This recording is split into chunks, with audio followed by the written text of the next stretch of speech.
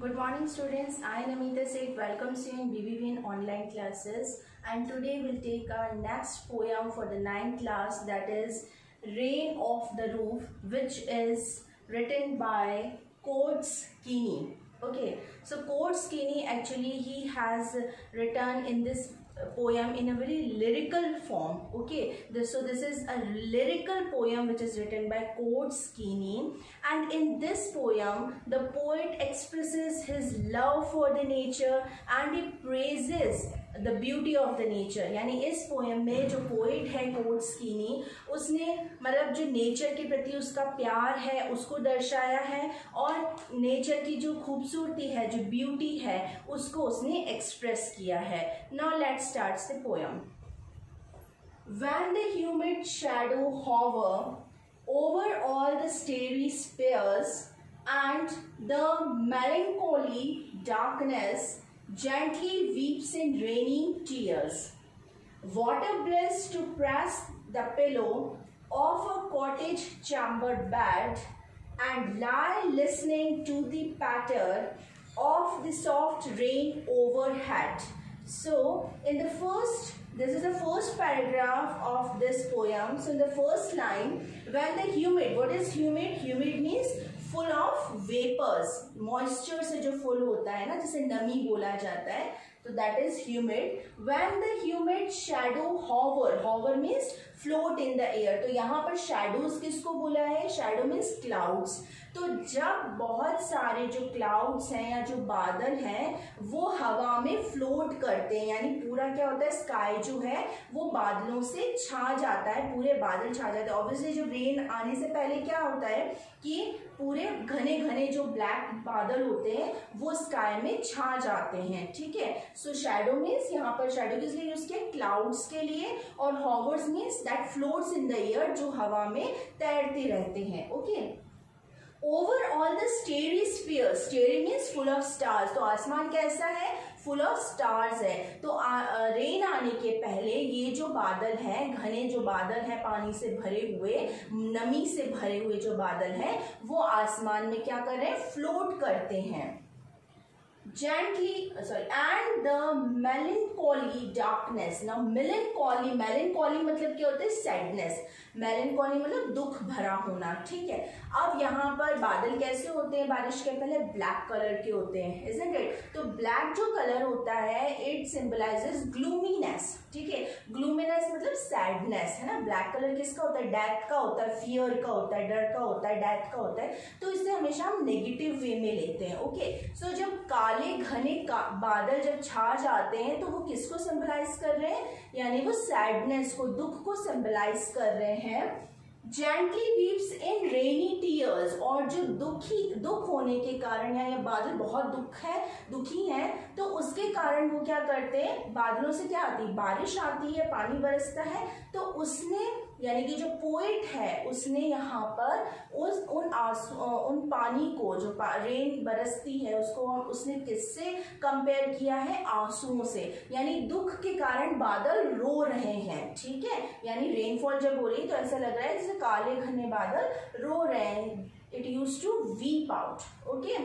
Then what a bliss to press the pillow. अब जब इतना अच्छा मौसम हो गया, बारिश हो रही है जब, तो जो पोएट है उसको अपने कॉसी बेड पे बड़े कंफर्टेबल होकर और उसे पिलो को दबाते हुए इस मौसम का आनंद लेना बहुत अच्छा लग रहा है. ब्लिस मतलब क्या होता है? Feels very good, feels like heaven. ठीक है. तो उसको क्या है कि पिलो को दबाकर अपने कॉसी से बेड पर कंफर्टेबली लेटना और फिर इस मौसम का मजा लेना बहुत अच्छा लगता है. Of a cottage chamber bed. तो कॉटेज चैम्बर का जो बेड है, जो कॉसी सा बेड है, उसके ऊपर वो पिलो को, कुशन को दबा के और मौसम का मजा लेना उसको एक स्वर्ग जैसा लगता है. And lie listening to the patter. Now what is patter? Patter is tapping sound. जो टप टप बारिश की बूंदों का जो साउंड होता है ना, that is patter. Okay. So उसको, जो पोएट है, उसको आराम से बेड पर लेटकर कुशन को हग करके और कॉसी से बेड पर रिलैक्स होके ये जो बारिश की बूंदों की आवाज है, टप टप की जो आवाज है, वो सुनना बहुत अच्छा लगता है. Of the soft rain overhead. So obviously जो उसके छत के ऊपर, ओवरहेड यानी छत के ऊपर, रूफ के ऊपर जो बारिश की बूंदें गिर रही हैं उनको सुनना, वो जो टैपिंग साउंड है वो सुनना और उसको एंजॉय करना बहुत अच्छा लगता है। Okay, so he is enjoying the rain and he is actually praising the nature. Okay, now let's discuss about some poetic devices। कुछ poetic devices हैं तो उसको हम discuss कर लेते हैं। First of all, alliteration. Alliteration, as I discussed in the previous videos also when we were reading the poem Wind. Okay, so alliteration मतलब क्या होता है, सेम रिपीटिंग साउंड्स होती हैं उसमें, ठीक है, यानी आपको उस लाइन में अलग अलग सी रिपीटिंग साउंड्स मिलेंगी या आप रिपीटिंग लेटर्स भी कह सकते हैं, ठीक है। जैसे ल की साउंड यहाँ रिपीट हो रही है, जैसे लाई लिसनिंग में देखिए, लाई लिसनिंग, एल रिपीट हो रही है, ल की साउंड रिपीट हो रही है, so that is alliteration. Then press the pillow, P P repeat हो रहा है और वॉइस क्या है, पी के, press the pillow. Okay, so प की साउंड रिपीट हो रही है, that is alliteration. Then starry spheres, starry spheres, S की साउंड रिपीट हो रही है, एस अल्फाबेट लेटर जो है वो रिपीट हो रहा है, स की साउंड, एस की साउंड रिपीट हो रही है, सो दैट इज अलिटरेशन। एक बात हमेशा ध्यान रखना, सिर्फ अलिटरेशन आप ये मत कर देना कि फर्स्ट जो अल्फाबेट या लेटर रिपीट हो रहा है, दैट मीन्स साउंड्स रिपीट होती हैं, ठीक है, so that is alliteration. Then metaphor, metaphor जैसे आप जानते हैं कि कंपैरिजन होता है, यानी उसी चीज को वही मान लिया जाता है।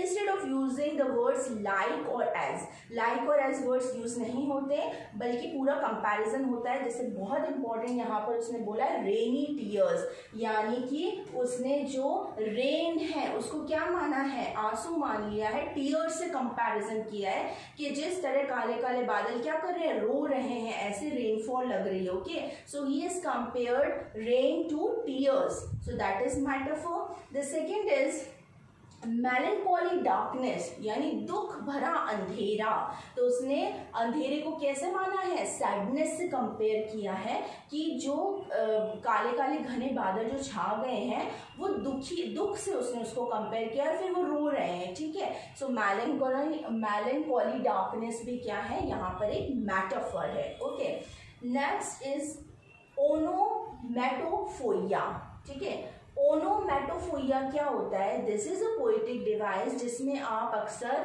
साउंड्स को ये डिनोट करता है, ठीक है। जैसे कोई भी साउंड होती है, जैसे यहाँ पर देखिए पैटर वर्ड है ना, पैटर में ये टैपिंग साउंड, जो पानी की बूंदे टप टप करके गिरती हैं, दैट इज अ साउंड। जैसे आप जिंगल कह सकते हैं, बैल की जिंगल वॉइस होती है ना, जिंगलिंग है ना, क्लैटरिंग है ना, तो ये सारी क्या है, ये ऐसे वर्ड्स हैं जो साउंड्स को बताते हैं, ठीक है। तो जो वर्ड्स साउंड्स को डिनोट करते हैं, जो साउंड्स को एक्सप्रेस करने में हेल्प करते हैं, उन्हें हम कहते हैं ओनोमेटोफोइया।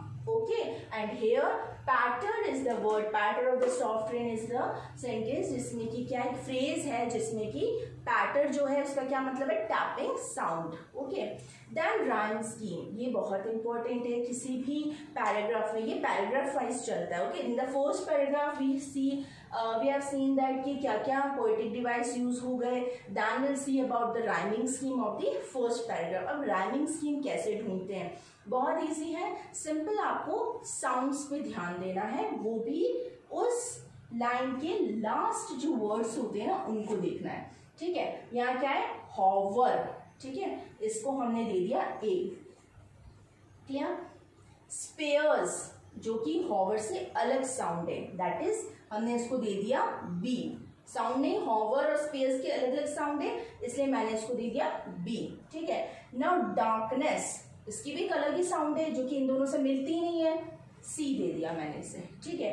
अब आया टीयर्स, अब देखो इसकी साउंड मिल रही है स्पेयर्स से, स्पेयर्स टीयर्स, स पीछे साउंड आ रही है, स्पेयर्स टीयर्स, यानी जब मैं इसको बी दिया तो मैं इसको भी बी दे दूंगी, ठीक है।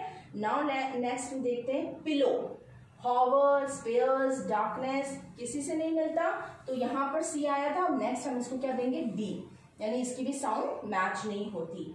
बेड, नहीं साउंड मैच होती, ई, ठीक है।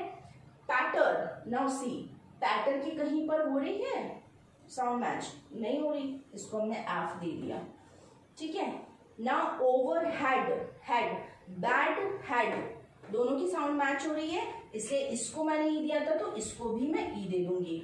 अब लिखने का तरीका कैसा है, देखो A B C B D E F E. So this is the rhyming scheme of the poem.